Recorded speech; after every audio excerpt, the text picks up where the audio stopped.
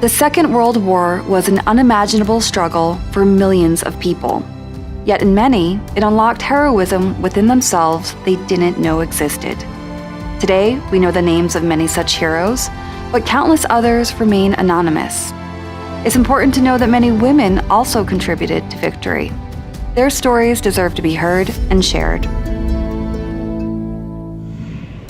Andrée Peel, the owner of a beauty salon in the French town of Brest, never imagined that she would become an active member of the resistance. However, when she witnessed retreating French soldiers in 1940, she could not remain indifferent. Andrée decided to help the soldiers by hiding them at her salon. She asked neighbors for donations of men's clothes and gave them to the soldiers so they could dress like civilians and evade capture by the Germans. Then, together with other local residents, Andrée started distributing an underground newspaper that published General Charles de Gaulle's famous address about the resistance.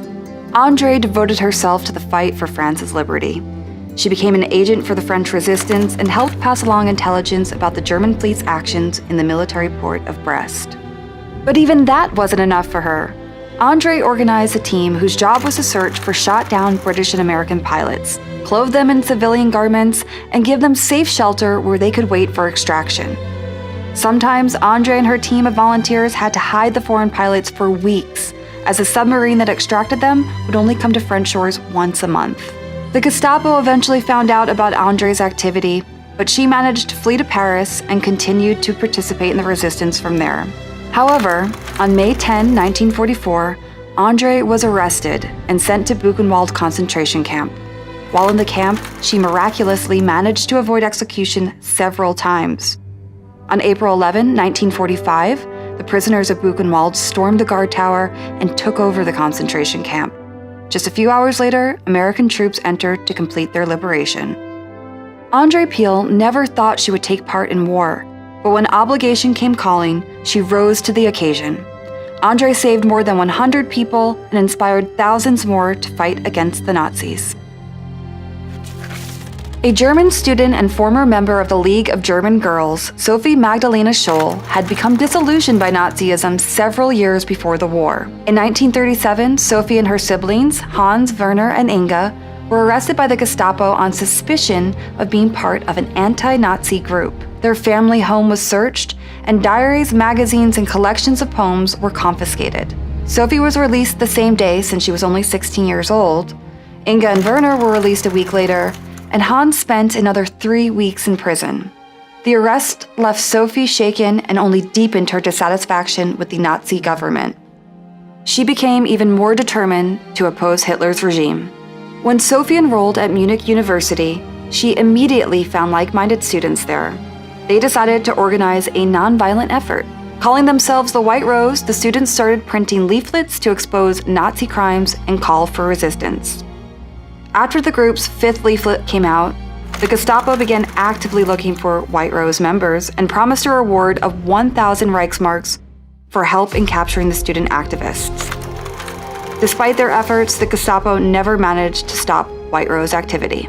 In January 1943, student protests began in Munich University. White Rose members took part, printing and distributing new leaflets. When Sophie dropped a pack of leaflets from the 3rd floor onto the inner courtyard of the university, one of the employees noticed and reported her to the Gestapo. Sophie was arrested. The Gestapo demanded that she show remorse for her activity against Nazism and turn in her fellow group members. She refused. As a result, Sophie Scholl was executed. But even in death, her beliefs and resilience inspired other Germans to continue fighting against Hitler's regime. Before the war, Irina Sendler was just an ordinary social worker from Warsaw. When German occupiers set up the Jewish ghetto in the capital Poland, Irina's best friend Ava ended up behind a 3-meter-high wall. Irina couldn't just stand by and watch. Not many Poles could get into the ghetto, and no Jews could leave. Horrendous living conditions led to the spread of disease and famine inside the ghetto. Irina and Ava decided to help those who needed it most, the children.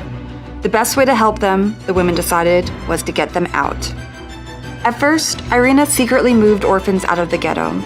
Then, she started offering parents the chance to have their children moved out as well.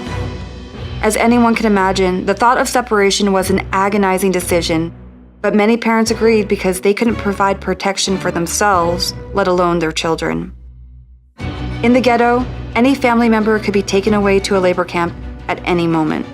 Before she was arrested by the Gestapo, Irina and her associates had succeeded in moving 2,500 children out of the ghetto. During her interrogation, she didn't give up the name of a single person from the resistance. Irina was then sentenced to death. However, friends of hers bribed a German officer, and she was released from prison before she could be executed. Irina Sendler not only saved thousands of children, but also gave hope to their parents, something that was so badly needed during those terrifying times. Possibly the most well-known woman of World War II was not really one woman at all. We're talking, of course, about Rosie the Riveter, whose image became a symbol of women's fortitude and essential contributions to the war effort. When the United States entered the war, many men were sent to the front and away from their regular jobs. However, factories still needed someone to work the machines and produce vehicles and ammunition for the army. That's when the American government called upon women to leave their households and go to work in factories. These calls to action were printed in newspapers and magazines, and popular songs were written. Propaganda posters encouraging women to contribute to the war effort through manufacturing were circulated widely. American painters of the day were inspired by photographs of vibrant and determined women working in the factories to bring victory closer. Proud and confident, and dressed in overalls and headscarves, these women became a symbol of patriotism and new femininity. From this moment in history emerged a folk hero, Rosie the Riveter. Her image became larger than life. Immortalized by the painter Norman Rockwell, Rosie inspired more than 6 million women to perform feats of labor to bring about the end of the war. These women were able to share in the victory of the Allied forces on September 2, 1945. Thanks to the hard work of millions of men and women who gave their strength and often their lives to the war effort, victory was achieved.